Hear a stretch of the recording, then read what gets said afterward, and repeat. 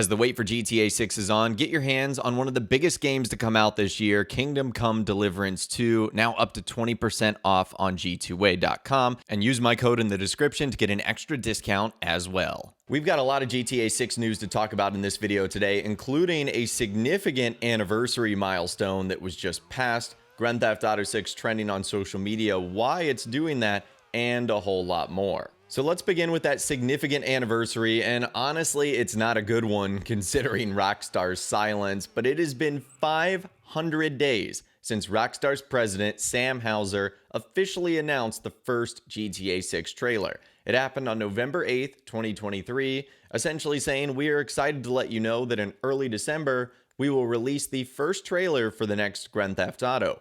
We look forward to many more years of sharing these experiences with all of you." And many wondered why that announcement was made on that date. Some believed it was made to get ahead of the announcement actually leaking. Again, it was reported by the likes of Jason Schreier that the first trailer was going to be coming and announced soon. So it was seemingly like Sam Houser was just getting ahead of everything. And what was great about that is we only had to wait less than 30 days until the actual trailer arrived. And since then, it's been complete radio silence from Rockstar, which is super frustrating. So hopefully we don't pass the 500-day threshold of the first GTA 6 trailer actually coming out. That would be super depressing to not hear from them in that long of a time period. But what this has allowed people to do is come up with some of their own creative things. And Grand Theft Auto 6 has been trending on social media really over the last like 36 to 48 hours. And I was wondering why. I mean, there wasn't any significant news or rumors or leaks that had come out, but it seemed like there was one thing in particular that was causing Grand Theft Auto 6 to trend and essentially go viral. And it was this image right here, which I'll put on the screen. You guys can see there, it looks like a Grand Theft Auto 6 loading screen. You can see in the bottom right, it says loading story mode. It's got the Vice City / Leonida inspired background of the palm trees and the oceans. And then it has a girl holding what looks maybe like a bottle of alcohol or champagne or something like that in a bikini. And this is something that we traditionally see in Grand Theft Auto games. On the loading screens, there's always like a GTA girl going back to Grand Theft Auto 3, Vice City, San Andreas, GTA 4, GTA 5.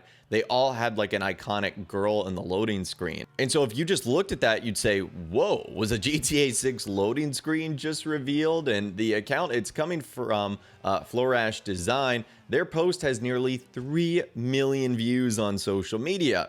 So it was starting to ring the alarm bells. Got it. That's why that's trending.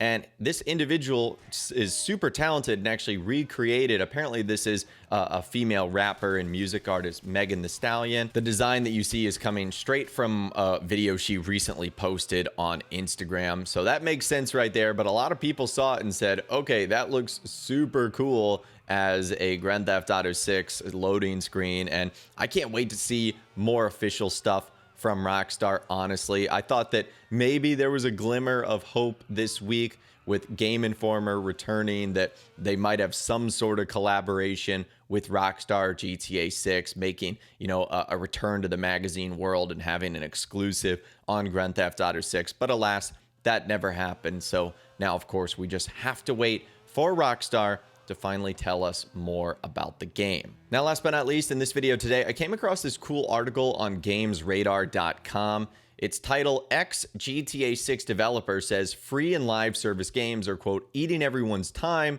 and combined with open world fatigue, it's getting harder to make players explore.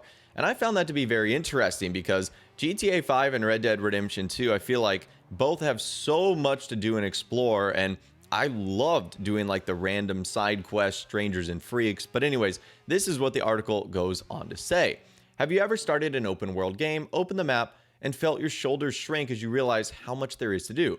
Me too. At a recent game developer conference talk, former GTA 6 and Red Dead Online developer Cameron Williams explained some of the problems with modern open worlds. He goes on to say, players just don't explore, right? Whether that's because you have a super action-oriented game or because they simply aren't compelled, or your game has a huge time investment and it's hard for players to pick up and put down, which is an increasing challenge, especially with the sort of evolving ecosystem of free-to-play and live service games that are kind of eating everyone's time and attention. Williams calls this open world fatigue and says it makes us less likely to explore. Rather than wandering off the beaten path, we just hop from mission to mission and then put the game down once the credits roll for the first time.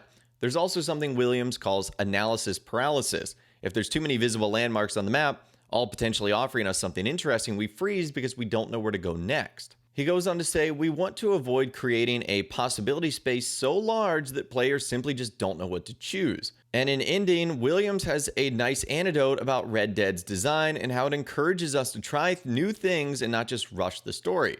During an early main mission, you go fishing with young Jack, and the mission essentially showcases the best possible version of fishing by having companions react to the player's fishing skills, and they create opportunities to explain some of the systems in very natural ways. Going on to say it actually enhances the fishing system with context and meaning. So now whenever players are presented with an option to go fishing, they're going to recall the great memories from this experience as their tent poles. And I feel like that's something that Rockstar Games does so well, that doing the side missions and Strangers and Freaks and all the other endless activities that we're going to eventually have in GTA 6 and Vice City and the state of Leonida, they aren't going to feel mundane or meaningless. They're going to have secrets or mysteries that are revealed or crazy rewards at the end of the tunnel. And so I think that if you're a big fan of Rockstar titles, this isn't a problem for you. But to be fair and to play devil's advocate, it has been going on 6 to 7 years since Red Dead Redemption 2 has released, and it is a much different world filled with more free and live service games that are dominating the space. So when GTA 6 does come out in hopefully 2025 later this year, is it going to be a different player base, a player base that has gotten older, or some younger generations being able to experience Grand Theft Auto for the first time that might not have the same interest in people, let's say my age, that have been playing GTA and Rockstar titles for a long time, that want to explore? They just might want to get into the action, finish the story, and then they're done with it and hop into the multiplayer. I guess only time will tell. I think Rockstar will deliver an amazing single player and multiplayer experience regardless of what's going on and what fans are doing in other games. The only other thing we know is that GTA 6's announcement probably isn't coming today, as just a few minutes ago, as I was editing this video, Rockstar Games reposted an announcement from Circo Loco Records, which of course is their music label, which pretty much kills any hope of the GTA 6 announcement happening today, unfortunately. But let me know what you think about everything we discussed in this video today in those comments down below. I would love to hear from you guys down there. If you guys did go and enjoy this video though, a like rating would of course be awesome. And be sure to subscribe to my YouTube channel if you are new. You want to stay up to date on all the GTA 6 videos that I'll be doing here on my channel. And be sure to ring that notification bell as well. Sometimes YouTube just doesn't work, and if you ring that bell, you'll always be guaranteed to be notified when new videos arrive. But of course, as always, guys, thank you all so much for watching. Take care, and I'll see you guys in the next video.